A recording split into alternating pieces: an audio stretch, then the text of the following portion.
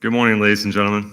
My name is Charlie Williams, Rear Admiral of the United States Navy, retired, and I have the pleasure of serving as the Chief Operating and Chief Programs Officer for Armed Services YMCA. Welcome to this morning's 17th Annual Angels of the Battlefield Awards press event. It's wonderful to see all of you here with us this morning, and we really appreciate everybody joining by live stream. I'd like to first introduce the Armed Services YMCA Board Chair, Lieutenant General David Halverson, for some introductory remarks. Sir.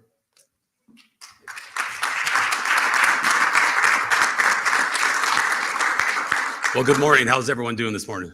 I would go hooah, but I'm sure there's a whole bunch of other names. You know, on behalf of the National Board of Directors, I just welcome you all. Our nation just honored all the veterans last weekend, and I'm sure every one of you reflected on that and interacted with a lot. But, today the Armed Services YMCA really wants to honor another, special group of people within our active duty from all services. And those are really our first responders. It's been a blessing for me to be, obviously, the chairman and to be a part of this situation. But every year we host this annual event to pay tribute to our brothers and our sisters who perform at the highest levels to save lives within their services within our country. And to me, that's nothing more than you could ever do. And I think all of us, as we reflect on that, being military and what our role of here as the Armed Services Y, we really want to just say thank you. We have an exceptional honorees before us. We're really excited. And before we get to do the fun stuff and give you your award, I want to welcome, Vice Admiral retired Bill French, our CEO of the Armed Services Y. Bill. Thanks, sir. Appreciate it. I will problem. It's always too low. Hey, good morning. Thank you all for coming. General Halverson, thanks for the introduction. We hold this event every year to recognize really some of the bravest among us, the men and women who don't flinch at the sound of gunfire or when they hear medic up. They often run towards danger and put in some of life's most difficult and most demanding situations, but they still come every time. And that's why we honor military and civilian first responders. So why do we host this event? Because more than 160 years ago, in November of 1861, this organization was established. And one of the first things that we did was during the Civil War, we had volunteers on the battlefield providing support to those who serve. We became, or our predecessors became, known as Angels of the Battlefield. And they were there on the battlefield and they provided other support, like giving them coffee and, in fact, in some cases, teaching young soldiers how to read. And those same volunteers provided us local services. In a lot of ways, that's how we today provide support to our junior enlisted military members. I will tell you, though, we leave support on the battlefield to the professionals. We're no longer in that business, but we do a lot of other things to provide kind of a home away from home for those members and their families. By the end of this year, we expect to serve nearly 200,000 service members, spouses, and family members. And we do that over nearly 100 different installations through 12 of our branches and through relationships we have with local YMCA partners. So the majority of our families are junior enlisted who may need extra support, including affordable childcare, youth development programs, food support, and holiday travel assistance. None of that would be possible without our volunteers, our staff members, the support of Department of Defense and Department of Health Agency, and generous supporters and donors who allow us to make a difference and allow us to make those services happen for them. To that end, I want to specifically provide our gratitude to our title sponsor, which is USAA. With us is immediate past chair of our organization, the Armed Services YMCA, and currently serving as a senior vice president for military affairs at USAA, Vice Admiral retired John Byrd. John.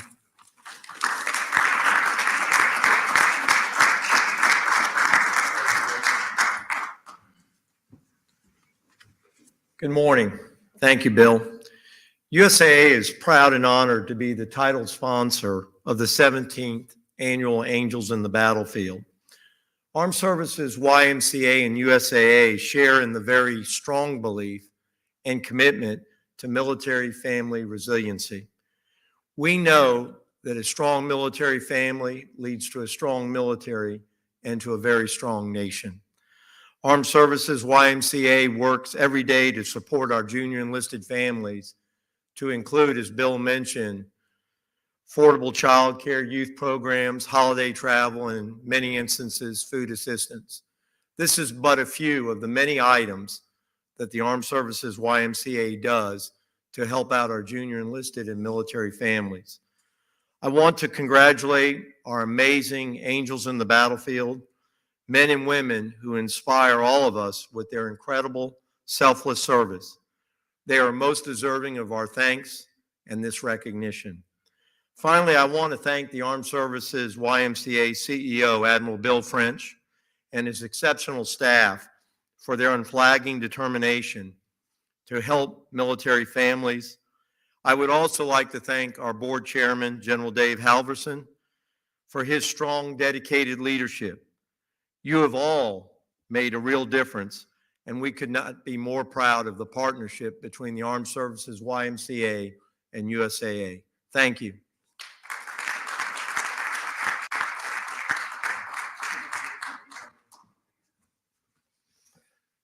Thank you, Admiral Byrd and USAA. We also want to take the opportunity to thank our presenting sponsor, American Airlines, for their generous support. Now to the Angels of the Battlefield Awards and presenting this year's honorees. We have immense admiration for this year's group of angels who serve in so many capacities and take on such significant responsibilities to support both the military and civilians, both on the battlefield and also here at home and abroad. These awards specifically recognize the courage, the quick action, and the selfless nature of this group. These first responders, the medics, corpsmen, airmen, Coast Guardsmen, and paramedics. Since 2006, the Armed Services YMCA has honored 81 Angels of the Battlefield. Today, we add 6 more to that group, 6 individuals who have demonstrated extraordinary bravery and leadership.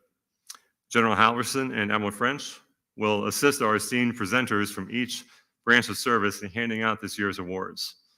We'll present these awards in the order of the creation of the branch of service as recognized by the Department of Defense. So we begin with the United States Army. To shine light on the award-worthy efforts of their honoree and present the Army Angel of the Battlefield Award is Major General Michael Place, Chief of Staff, Office of the Surgeon General, and United States Army Medical Command.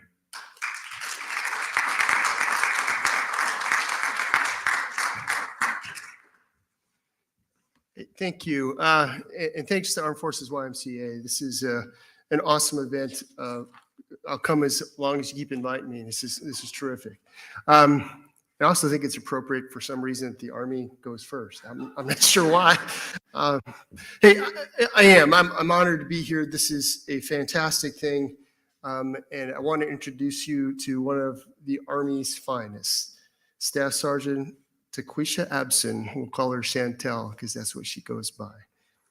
She demonstrated heroism in the face of adversity by providing life-saving aid to a civilian, a veteran, following a suicide attempt near Fort Liberty, North Carolina. As Staff Sergeant Abson was commuting to her Sexual Harassment, Assault Response, and Prevention Foundation class, she witnessed a civilian, this veteran, jump from the All-American Freeway Santa Fe Drive overpass. She immediately pulled her car over to the side of the road and rushed to the victim, utilizing the skills she honed as a combat medic and licensed practical nurse in the United States Army.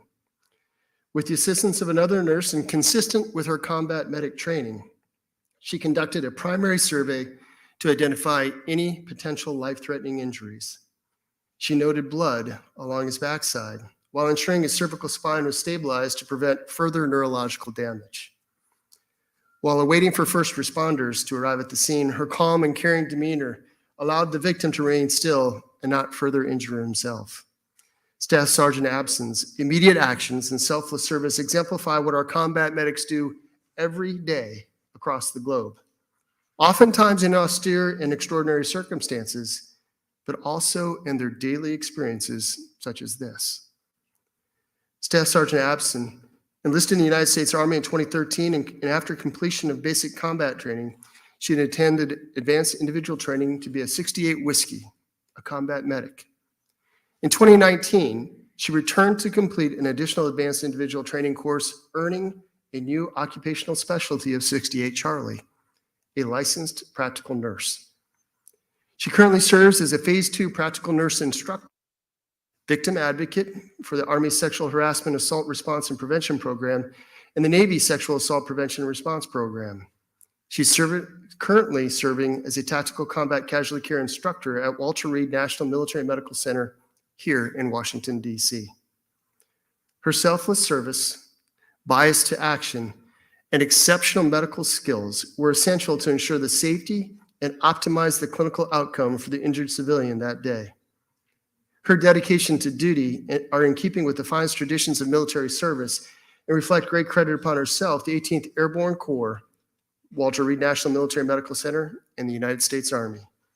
Please join me in welcoming this year's Army's Angel, Staff Sergeant Takesha Abson.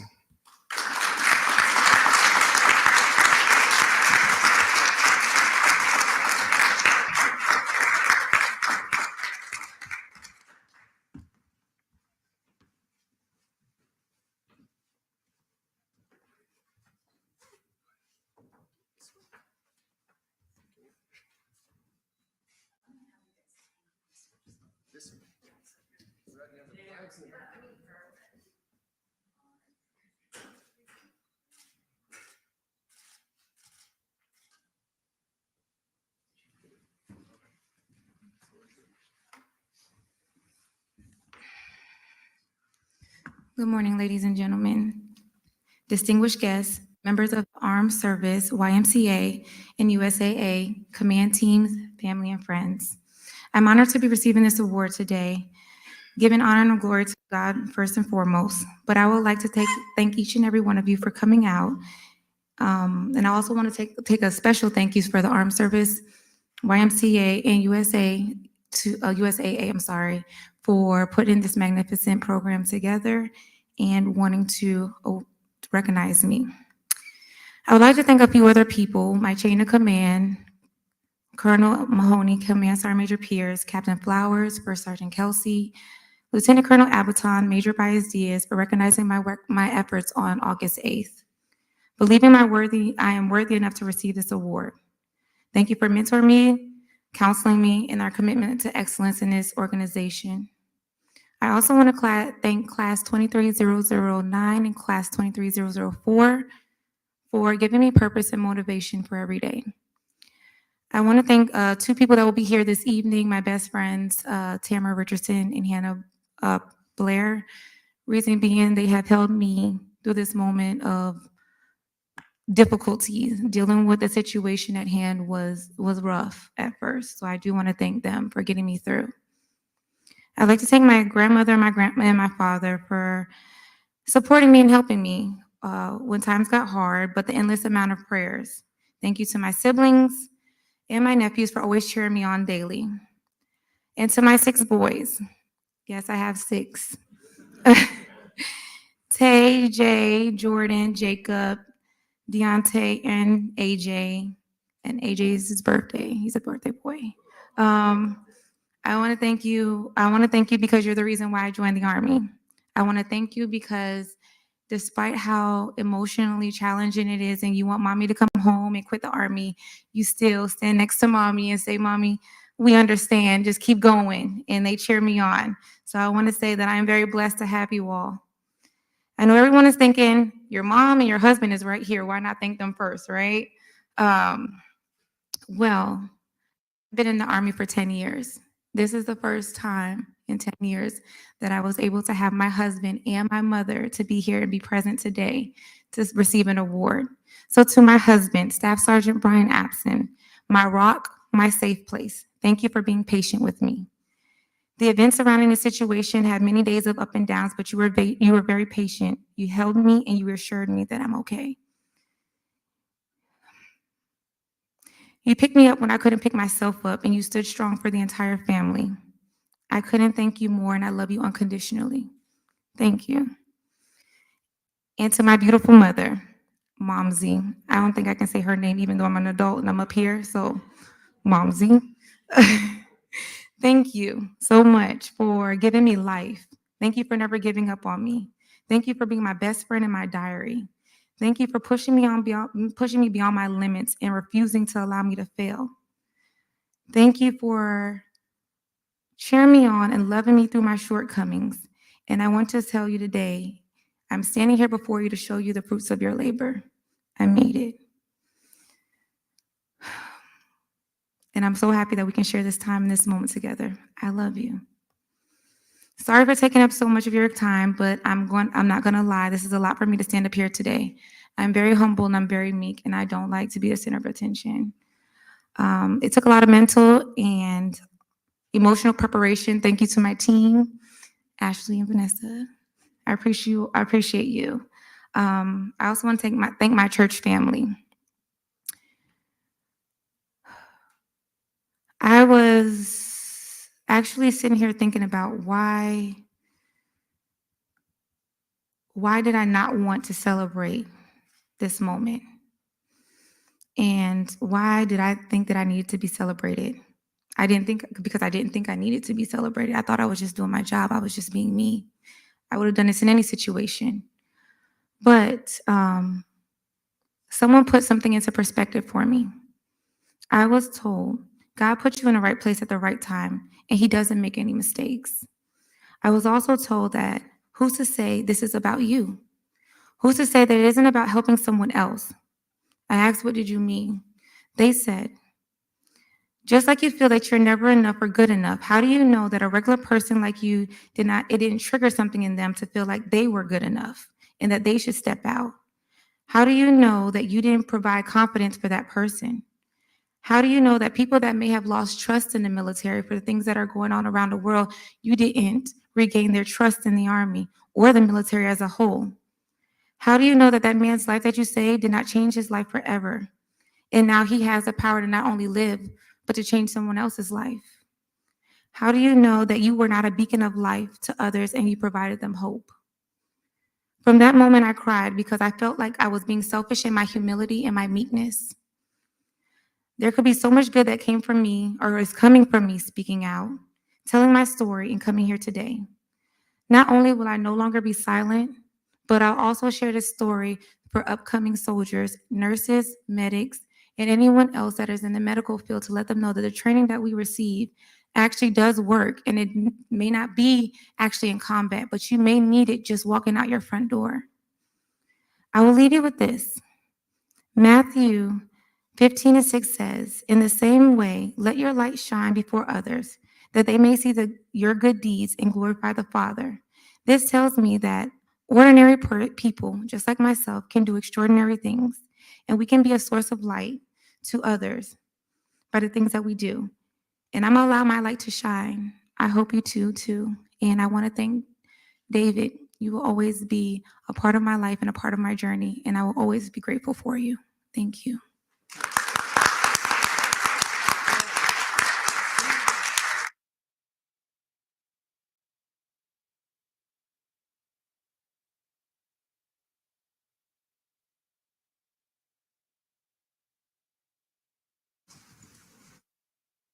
Well, thank you very much, Sergeant Abson, for those incredible remarks. Thank you, General Place. I've now met somebody else I never want to follow on stage again. Thank you. Now we move to the United States Marine Corps. To recognize and present the Marine Corps Angel of the Battlefield Award to a Navy hospital corpsman is Lieutenant General Greg Olson, Director of the Marine Corps Staff.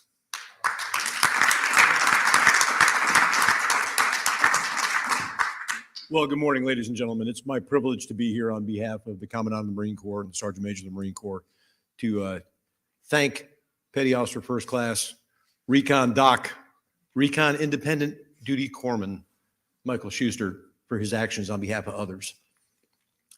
Doc joined the United States Navy in 2018 after being a college athlete at the Ohio State University in Lima. He's a son of military veterans. His dad and his mom both served in the Air Force. His dad a full career. And his spouse, Jalen, is here with him as well, who also did a stint as a Navy reservist. Military family. Doc decided to be something bigger than himself. And in 2018, he enlisted and went to probably every single school you can go to as an enlisted medical provider. He became what we call an independent duty corpsman. That's the highest level of qualification that we place on our enlisted medical providers. And it's everything from combat resuscitative care to trauma and triage. And he's also trained in med surg, so he can work as part of a surgical team.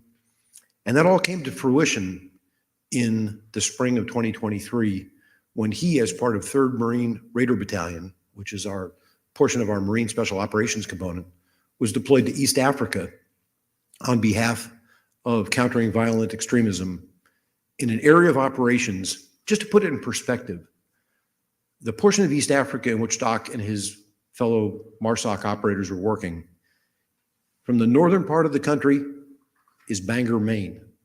The south part of the country is south of Charleston, South Carolina. When you start talking about independent duty and the requirement for independent thought and battlefield action on behalf of the help is not coming. You are the help. Doc was there one day to save a number of lives. As a matter of fact, that life-saving effort went on for 36 continuous hours. While partnered with a partner force, we talk a lot about partners and allies as crucial to our military strategies. Doc lived it. He trained over 200 partner nation fighters who were working on behalf of something bigger than themselves as well. During the course of his mission, he made them aware of what they might have to do to save their lives or the lives of others on the battlefield. And on one fateful afternoon, after one of our MARSOC, MARSOC vehicles hit an improvised explosive device and 3 of the operators were injured, Doc and an EOD tech went right to the scene of the injuries. As those of us who have served on the battlefield where there are IEDs know, there's never only one. And those IED attacks continued. But Doc stabilized the 3 casualties and then made good decisions about the partner nation forces and their 18 casualties and a local national who was injured by the actions of these violent extremists. For the next 36 hours, he continued to take actions to save people's lives, stabilize casualties, assisted with a 6-hour surgery. But the most significant decision, as I read through what he did, that I believe he made, was he chose to take responsibility for the initial 3 casualties and not advise a medevac to come in, because that would have put additional people at risk. He was confident enough in his own training and his own abilities to take the right decisions without having to put others at risk. Truly service beyond self. Great young American, wants to be a Navy medical officer. He's got my recommendation. With no further ado, Petty Officer First Class Michael Schuster.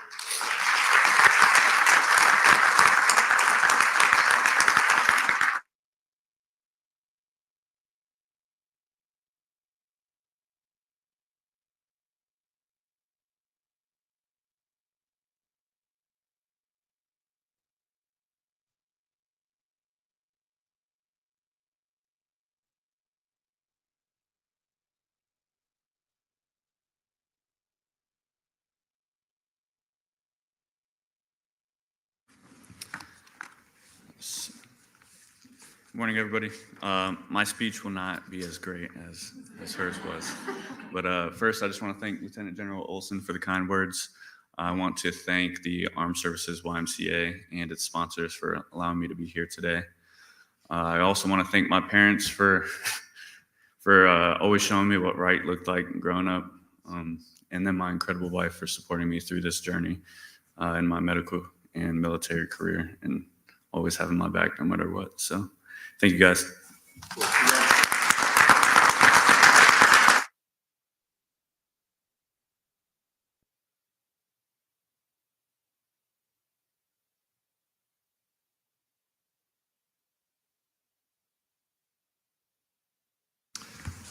Thank you very much, General Olson, and congratulations, Pastor Schuster, very well deserved. Our next recipient is another hospital corpsman from the United States Navy. To present this award is Rear Admiral David Bazzetti, Director of Medical Service Corps Reserve, Deputy Chief of Staff, Reserve Component, and Director of Navy Medicine Operational Design.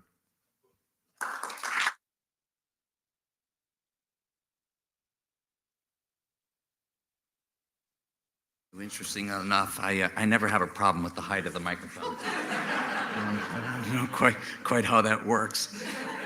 It is what it is. Listen, a thank you to the Armed Services YMCA for hosting this important event.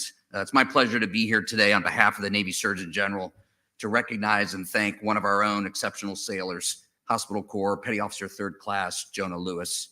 His career journey began 8 years ago, enlisting in the Navy out of Hilo, Hawaii. Following basic training in Great Lakes, Illinois, and Hospital Corpsman A School in San Antonio, he attended Aerospace Medical Technician C School in Pensacola, and then Field Medical Training Battalion East in Camp Lejeune, North Carolina. He served with 3rd Marine Air Wing, Marine Aircraft Group 39 in Camp Pendleton, and then at Navy Medicine Readiness and Training Unit in Fallon, Nevada, where he remains. It was while assigned at NMRTU Fallon that Petty Officer Lewis distinguished himself by displaying extraordinary heroism in performing a life-saving action. I'm going to set the story here for you. So it was July 4th, holiday weekend. Petty Officer Lewis is at a friend's family ranch in Northern California, where he hears an unexpected loud bang, runs out of the house, sees his friend in pretty significant distress. And apparently, as the story goes, his friend had been firing a .50 caliber Kentucky long rifle when it exploded. It was no ordinary weapon, right? It's an artifact from a bygone era, a historic muzzle-loaded black powder rifle once used by militia units and frontiersmen in the 19th century. The unexpected weapon failure caused shrapnel to enter the patient's left arm and right side of his face. As a well-trained hospital corpsman, and we would expect no less, Petty Officer Lewis immediately went into action, assessed the situation, applied a tourniquet to the upper extremity to stop an arterial bleed, activated EMS. You don't always have EMS out in the field, right? But in this case, EMS was activated, which is a smart move for sure. He then treated his patient for penetrating skull injury and other associated blast and burn injuries. Life-saving actions like these have been a major theme in our hospital corps' history. From June 1898, when the Navy Hospital Corps was first established, to now, our corpsmen have earned recognition as proven force multipliers. They repeatedly go above and beyond in times of crisis and conflict. Their past is storied and has been marked by countless acts of valor. It is safe to say that the same spirit that unites Navy medicine sailors who saved lives in the Revolutionary War, helped defeat Axis powers in the Pacific and Atlantic theaters in World War II, and traversed the desert sands in Iraq and Afghanistan is alive with us today. Across the globe, our hospital corpsmen directly support the operational readiness of the naval force by ensuring America's warfighters are medically ready to fight today. Corpsmen are responsible for increasing the survivability and lethality of the Navy and Marine Corps' most valuable weapon system, our people. Our corpsmen remain focused on the mission of warrior readiness and play a vital role in advances in frontline medical platforms, technologies, and procedures that enable readiness, sustain morale, and ultimately win wars. As illustrated by these actions of HM3 Lewis, doesn't matter the climb or place, our corpsmen will do what needs to be done. I think it's no understatement to say that Petty Officer Lewis truly represents the best of our hospital corps. Please join me in welcoming HM3 Jonah Lewis.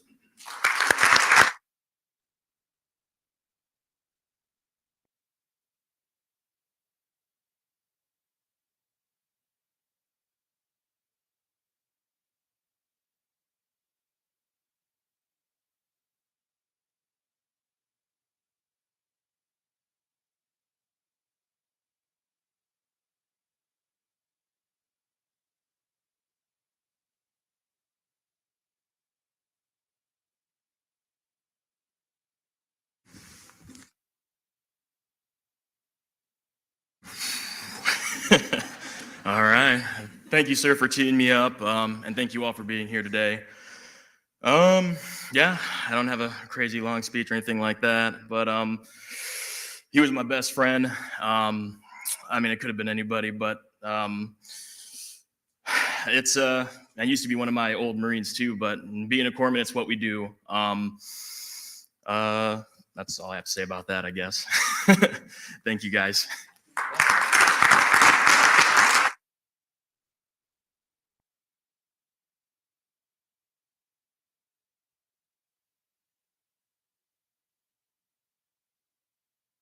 Very much, Admiral Bazzetti, for being here, and congratulations to Pastor Lewis. Moving to the United States Air Force, we look forward to hearing about this honoree who is joining us virtually today. Here to present the Air Force Angel of the Battlefield Award is Brigadier General Janine Ryder, Commander, Air Force Medical Agency, and Chief Air Force Nurse Corps.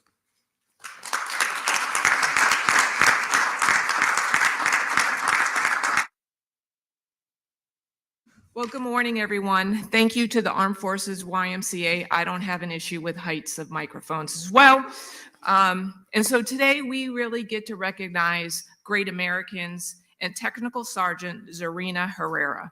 The reason why she is not here today is because she is 37 weeks pregnant, currently stationed at Joint Base Elmendorf-Richardson.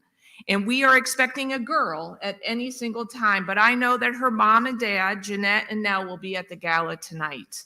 And so Zarina, her and her parents came over from the Philippines when she was the age of 13. Her dad wanted to join the Navy, which would have been a great choice, but he was unable to meet that dream.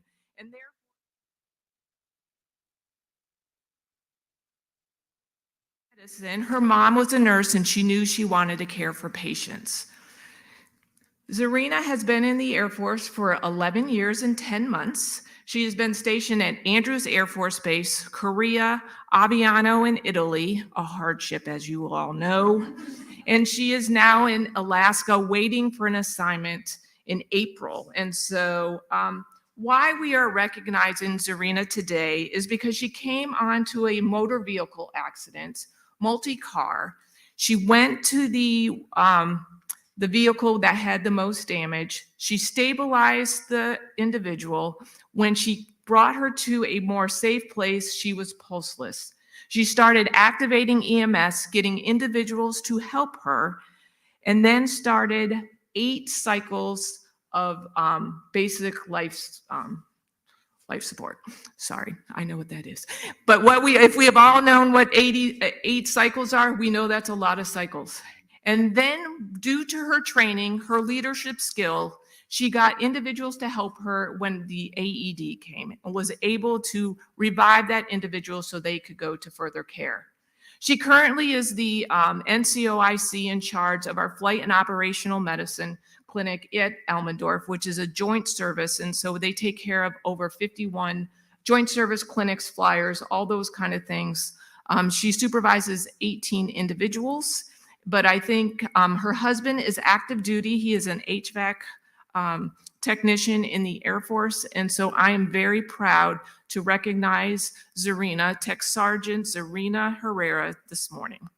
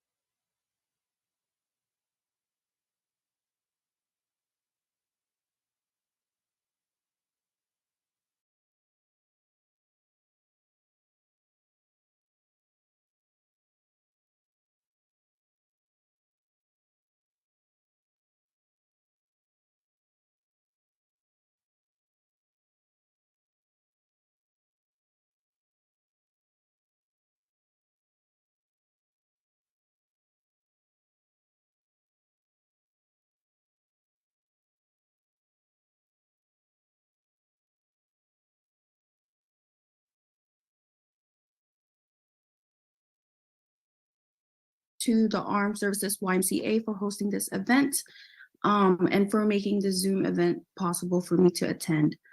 I'm truly honored and humbled for this award, and I just want to say thank you to all the sponsors for honoring our military members. I wish I could be there. However, I am also grateful for my parents for always supporting me and for attending this press event and gala in my place. I wouldn't be here without you, and you have helped me become the best person I can be. Thank you for mentoring me and always guiding me. Last but not least, thank you to my husband for always supporting me in everything I do and for being patient with me, especially throughout this pregnancy. And also thank you to my leadership for nominating me for this recognition and for all the amazing opportunities they have given me. Thank you. Have a great day, everyone.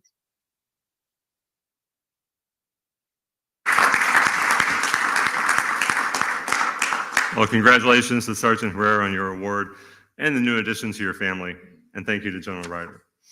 Our next award goes to a United States Coast Guardsman.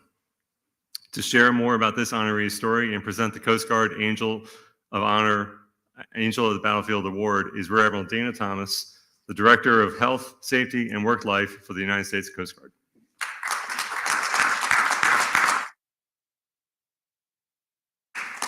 It is truly my privilege this morning to acknowledge Petty Officer Daniel Wilson and his accomplishments. I'll tell you a little bit about Petty Officer Wilson. He is from Shrewsbury, England. He joined the Coast Guard in 2011. He's married, where he met his beautiful wife in Costa Rica, and he's been married a number of years. They've got 2 lovely children. What I like about this particular story is he made a fatal mistake this day. In some ways, you know, you're off duty, you're on leave, day off, you swing by your shop. Never a good thing to happen. There he is with the other rescue swimmer, just getting ready to check out, say, have a great day. And the call comes in from the operations officer. It seems like, again, so kind of like a fog of war. There have been multiple fatalities, potentially, the gunshots, wounds to federal agents in the line of duty in Mona Pass. And so he immediately realizes this is multiple individuals that have been injured, maybe killed. I'm going to help you get the medical bags, the trauma kits together. I'm going to don my gear. We're going to go together. So he and the AST-2 get underway immediately. They launched about 13 nautical miles off the coast, southwest coast of Puerto Rico. They see the vessel. It's a Customs and Border Patrol vessel. It's poorly manned at that time. They lower, both ASTs come down onto the bow. And what they witness at this point is nothing like you've ever seen, nothing like you've seen even in a moulage, which is how we dress people up to practice as medics. These were execution style shootings to the head, face, and neck. And the 3 agents were alive at that time, but they required tourniquets, bandages. I mean, just stabilizing the airway, breathing, and circulation work that he had to do, that both of them did. AST-2 Geringer was critical during this. They got 2 of them that were ambulatory, ready to be hoisted up, and they said, we'll take these 2. The third, the AST-2 remained with him. Unfortunately, he did not live, but the 2 that they hoisted into the 60, 45 minutes, probably the longest 45 minutes you've ever experienced. It's mountainous terrain, it's a heavy headwind, and you're really keeping people alive because you're adjusting the rebreather, you're emptying it. They're going to choke on their own blood and die if you're not really attentive to these 2 patients. They land, the ambulance is there, and he directs, the safe transition of these 2 members who he has seen since then. They're alive and they're in Puerto Rico still. And I will tell you, it's a small community because the same week that he did this rescue, I was down in Operation Vigilant Century in the Florida Straits. And one of the translators that was there, her father's a CBP agent. Okay, that could have been him, it wasn't, but she was still very visibly shaken up by what had happened just a week before. This is very dangerous work. I mean, these are narcotics traffickers. They were in a fishing vessel, but that's not what it was about. And I'll pause for just a moment because, about 72 hours ago, a little bit more on Monday night, we had a Class A mishap in Sitka, Alaska. I was talking to AST-1 Wilson, and we have Two of the members are still intubated, the AST and the AMT. The pilots have been released from the hospital. Hopefully, again, a moment of silence just for them and their families. It's dangerous work we do every day. And I thank you for what you do. It's an honor for me to be able to recognize you, your heroism, and to serve the United States Coast Guard with you. Please join me on stage.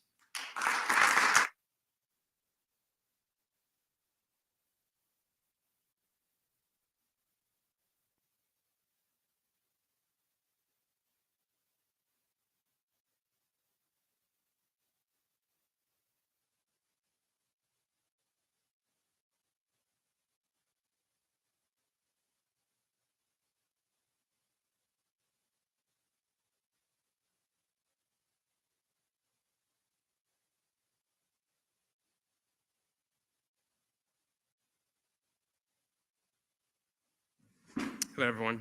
You can probably hear the accent now.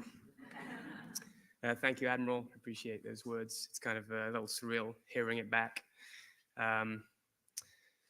Thank you, everyone, for coming. Distinguished guests, met some great folks already, which has been nice. Thank you to the Armed Services, the YMCA. We've dealt with them in the past. We lived in Alaska prior to going to Puerto Rico, not the smallest of journeys, but they provided some winter clothing for my kids so they could enjoy the best of Alaska. I also want to thank the crews that were there that day. Although this is an individual award, it feels to me like it was a team effort. I'm a rescue swimmer or an aviation survival technician in the Coast Guard. Some of you may not have even met a coastie before. And as a term, our rescue swimmer rate, there's only about 300 of us in the Coast Guard. So feel kind of special. But they call us the tip of the spear. And it's definitely the people behind us that keep us being sharp and getting to these places and helping these people.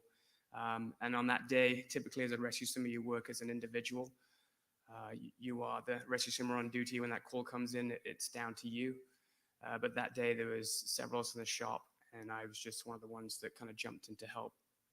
I wanted to say thank you and recognize Professor Justin Geringer and Chief Casey Hanshay, who are the other rescue swimmers that dealt with the third patient. Unfortunately, he didn't make it. It was a year ago tomorrow, and so my thoughts are with that agent's family and all of his co-workers. I did get to meet the two that I guess I saved, which is kind of a privilege.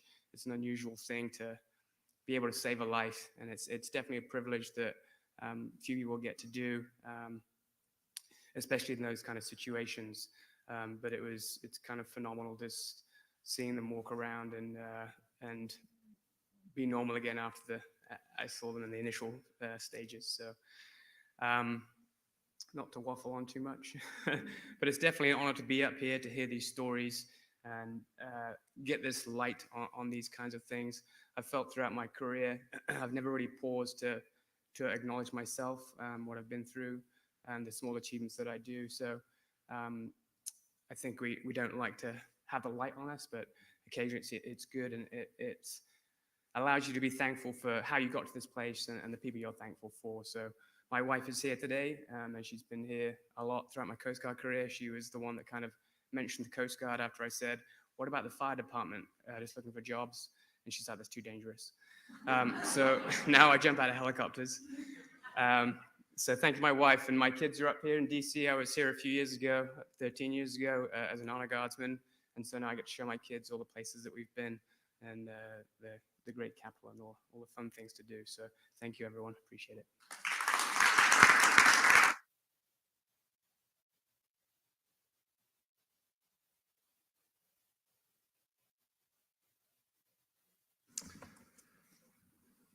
Thank you very much, Admiral Thomas, for being here again with us, and congratulations, Pastor Wilson. This year's final honoree represents a category added to the Angels of the Battlefield Awards last year. This is to a member of the Defense Health Agency's civilian medical personnel.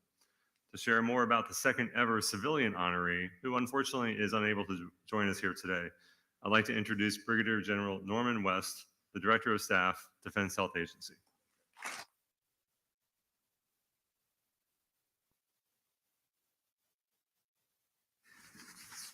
about you, but I am fired up. I'm inspired. The stories have been just phenomenal.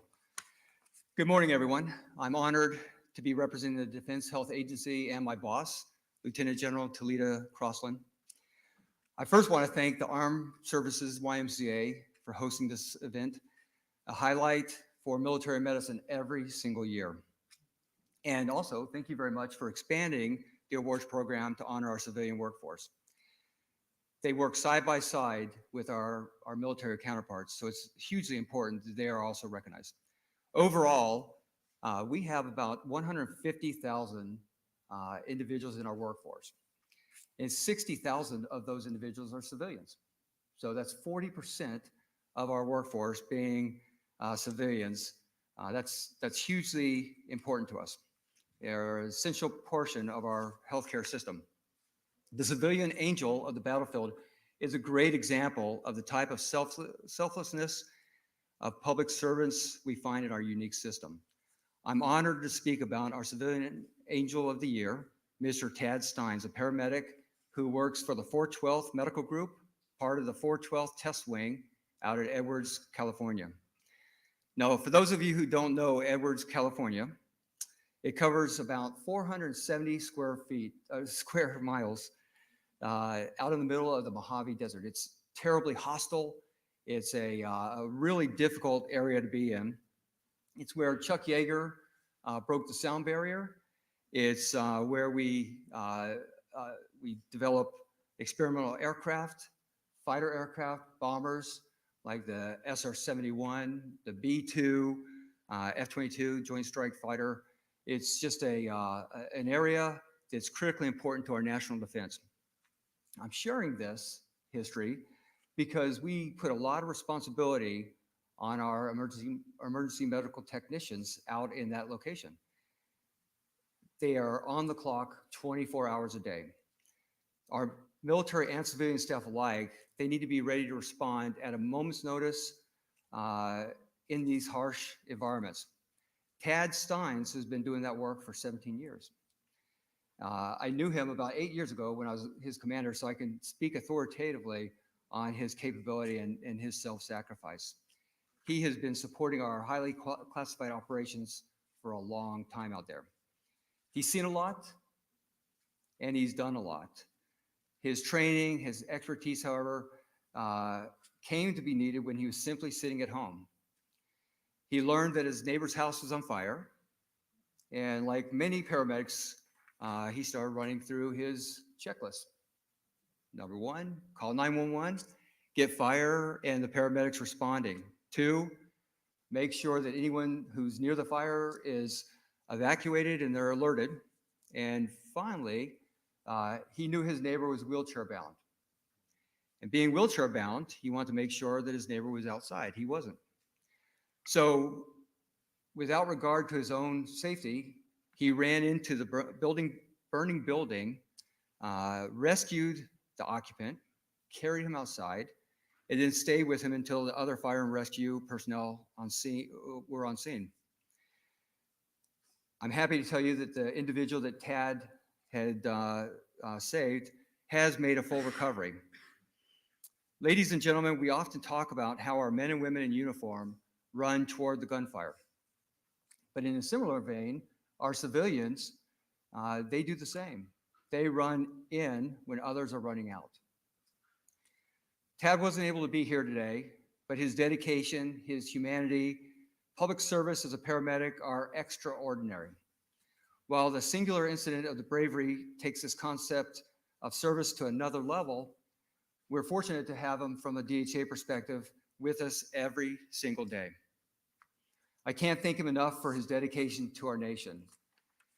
And I'm deeply honored and privileged to be part of the 2023 Civilian Angel of the Battlefield Award presented to Mr. Tad Steins. Thank you very much.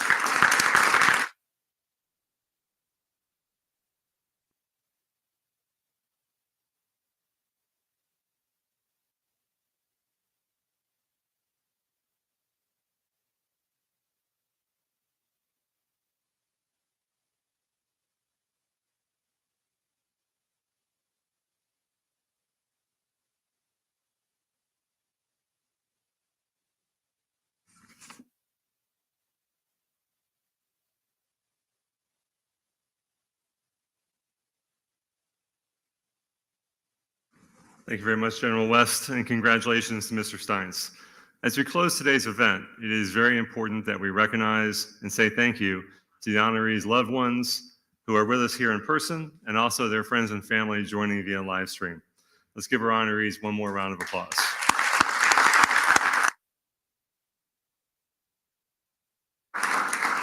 Thank you again to USAA and to American Airlines for making today's event possible. That concludes today's 17th Annual Armed Services YMCA Angels of the Battlefield press event. Thank you again for joining us.